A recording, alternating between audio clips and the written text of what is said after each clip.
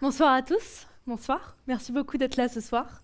Je m'appelle Elodie, j'ai 18 ans, je suis étudiante en droit et si je viens vous parler ce soir, c'est parce que j'ai un engagement un peu particulier pour mon âge. Et la raison pour laquelle je suis là, c'est parce que j'aimerais que ce soit plus spécialement particulier. Et vous y serez peut-être pour quelque chose. Vous serez d'accord, quand on part en voyage, en général, on ramène une petite babiole, un souvenir, quelque chose pour se rappeler de notre expérience. Le souvenir que j'ai ramené de mon voyage à Hawaï, c'était une photo. Donc vous pouvez la voir, c'était un environnement vraiment naturel. Et donc cette photo, c'est un homme, quand j'étais à Hawaï, il y a 3 ans, qui me l'a donnée en me disant qu'il fallait absolument que je me rende sur cette plage. Ce que j'ai fait. Et ça a été un choc. C'est-à-dire que je suis arrivée, et il y avait des mégots, il y avait des déchets.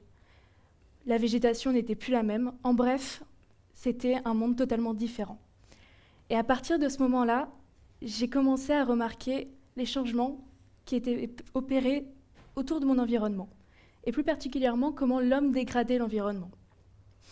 Vous l'aurez compris, je suis militante pour le climat, et si je viens vous parler ce soir, c'est parce que j'ai envie de vous partager mon expérience. Je me suis engagée il y a 1 an aux côtés de milliers d'autres jeunes chez Youth for Climate, et si vous êtes un peu fort en maths, vous aurez compris que entre ma prise de conscience, mon voyage il y a 3 ans, et mon engagement il y a 1 an, il y a eu un certain laps de temps. Aujourd'hui, je vais vous parler de ce que j'ai fait pendant ces 3 ans, de comment je me suis engagée en commençant par des petits éco-gestes, jusqu'à changer drastiquement de style de vie et mener mes combats dans les plus grands organes politiques, notamment au Parlement européen. Donc, je vais commencer ce speech par commencer par là où j'ai débuté mon combat, c'est-à-dire dans l'information. J'ai débuté en essayant de me renseigner sur ce qu'était le changement climatique, en plongeant dans des revues scientifiques, dans des rapports de climatologistes plutôt. Et aujourd'hui, j'aimerais qu'on se teste un peu tous ensemble. Alors, rien de très compliqué, je vous l'assure. Mais on va juste lever la main si on a la réponse à la question. Je vais participer également. Et ce sera pour se donner un peu une idée de proportion. Donc pour commencer, qui sait ce que désignent les accords de Paris ? Très bien. Qui est capable de dire lequel du train et de l'avion est le plus polluant ? Déjà un peu plus. Ok. Un peu plus corsé, quelle est la quantité, d'après vous, de déchets rejetés dans l'océan Indien chaque année ? Un peu moins. Vous l'aurez compris, ni vous ni moi ne sommes de grands scientifiques. Moi, par exemple, j'ai eu 10 sur 20 à mon bac de sciences, c'est pour dire. Mais ici, on s'attaque à un mastodonte de complexité. Donc, j'en profite pour faire une petite parenthèse. Vous aurez peut-être remarqué que je n'ai pas la réponse à toutes les questions. Et je trouve très important de dire qu'on n'a pas besoin de savoir tout sur tous les sujets qui touchent l'écologie pour pouvoir lutter. L'écologie, c'est si vaste, ça touche la médecine, l'économie, le social, et on ne peut pas tout savoir sur tout. On n'a pas besoin de savoir quelles sont les déjections de carbone individuelles de chaque pays pour pouvoir lutter pour l'environnement. De toute façon, la plupart des militants apprennent sur le tas. Et c'est en cela que mon intégration au mouvement Youth for Climate représente un véritable changement dans mon parcours militant. J'ai intégré Youth for Climate il y a 1 an, et j'ai un peu appris au fur et à mesure finalement de mon parcours comment s'organiser des actions. Les actions, c'est un peu le cœur même du militantisme. Alors pour organiser une action, il faut prendre plusieurs éléments en compte. Tout d'abord, quel est le but de l'action ? Est-ce qu'on cherche à toucher de nouvelles personnes ou bien à interpeller les gens qui sont finalement des acteurs du dérèglement climatique ? Ensuite, on va essayer d'évaluer les risques juridiques, c'est-à-dire qu'est-ce qu'on risque si on prend part à cette action. Par exemple, si on organise une clean walk, comprenez marche pour nettoyer, ce ne sera pas les mêmes risques que si on essaye, mettons, de mettre le feu au Sénat. Bon. Ensuite, on va essayer de définir un lieu et une heure.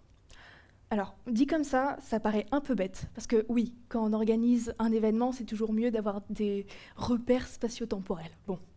Mais derrière ça, il y a une véritable stratégie. C'est-à-dire qu'on ne choisira pas le même lieu si on veut essayer, par exemple, de faire une clean walk, donc une marche pour nettoyer, que si on veut faire un blocage politique. De la même sorte qu'on ne va pas choisir la même heure si on organise une marche à destination des lycéens ou si on veut s'introduire dans des locaux d'une multinationale, par exemple. Enfin, j'ai participé à beaucoup d'actions. Je ne vais pas vous les lister parce que déjà ce ne serait pas très intéressant, j'aimerais pas vous endormir pour la prochaine intervenante. Mais à la place de cela, je vais plutôt vous parler de l'action qui a été la plus marquante à mes yeux. C'est lorsqu'aux côtés de 60 autres militants pour le climat, je me suis rendue au Parlement européen afin de pouvoir discuter avec des députés de l'avenir des jeunes par rapport au climat. Avant de vous raconter un peu plus en détail mon aventure au Parlement, je vais vous donner quelques éléments de contexte. Donc cette invitation, elle s'est faite dans le cadre d'un parrainage, c'est-à-dire que des députés invitaient des jeunes qui avaient un engagement de leur choix, afin de pouvoir débattre avec des députés et pouvoir avoir un peu l'opinion des jeunes. C'était une véritable collaboration. Donc nous sommes 60 jeunes de Youth for Climate à être allés au Parlement européen pour rencontrer des députés. Nous sommes partis 3 jours. Les 2 premiers, en principe, nous devions rencontrer nos compères écolos, visiter un peu la ville, profiter. Et le 3e, aller au Parlement et travailler avec les députés. Dans les faits, les 48 premières heures, nous avons travaillé. Et je dis 48 heures parce que j'inclus les nuits. Donc nous avons travaillé, nous avons fait des recherches, fait des votes, fait des réunions pour savoir quels arguments nous allions mettre sur la table, quelles étaient nos revendications, sur quoi travaillaient les députés dans leurs commissions. En bref, un travail de géant. Mais finalement, si vous voulez mon avis, j'ai plus appris de ces quelques heures que j'ai passées au Parlement que des 48 dernières où j'ai travaillé. Tout d'abord, notamment en rencontrant 2 députés, Raphaël Glucksmann et Manon Aubry, j'ai appris que nos efforts portaient leurs fruits. Déjà parce que tous ces jours passés à militer, à faire grève, à marcher dans la rue pour le climat, résonnaient jusqu'à l'hémicycle européen. Que ces députés nous connaissaient, entendaient notre voix et nous admiraient. Alors, je sais que ce n'est pas l'admiration des députés qui va freiner la fonte des glaces, mais ça met du baume au cœur. J'ai aussi eu à cette occasion la chance, ou plutôt la malchance, de voir à quel point l'écologie était utilisée pour redorer des blasons des partis et des politiques. Et cela, je m'en suis rendu compte lorsque je croisais dans les couloirs du Parlement des députés qui, quelques semaines auparavant, quand nous les avions contactés, avaient refusé de nous rencontrer.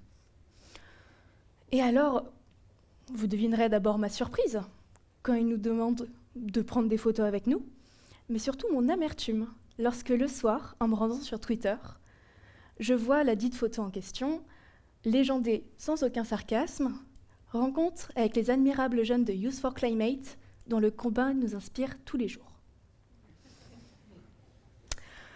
Visiblement pas assez inspiré pour parler avec les jeunes admirables en question, mon seul réconfort sur la photo que vous verrez sur la prochaine slide est que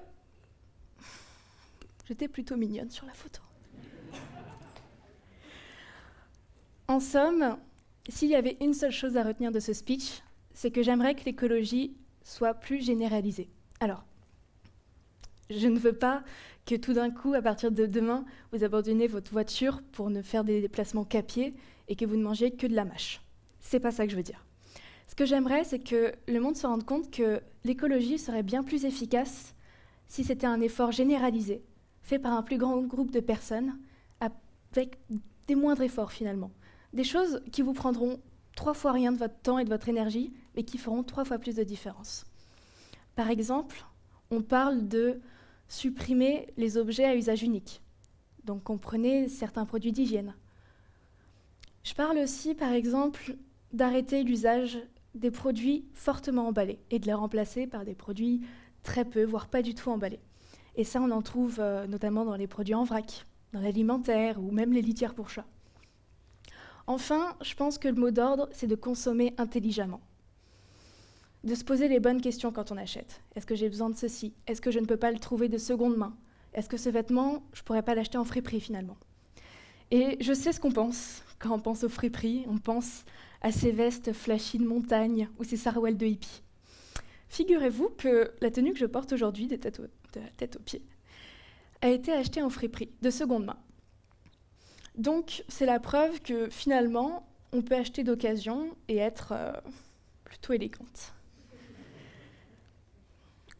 Si j'ai qu'une seule chose à vous dire, c'est qu'il m'a fallu 3 ans pour changer drastiquement de style de vie. Mais il ne vous faudra que 30 secondes pour changer de tenue. Alors, quel sera votre premier éco-geste ? Merci beaucoup pour votre écoute.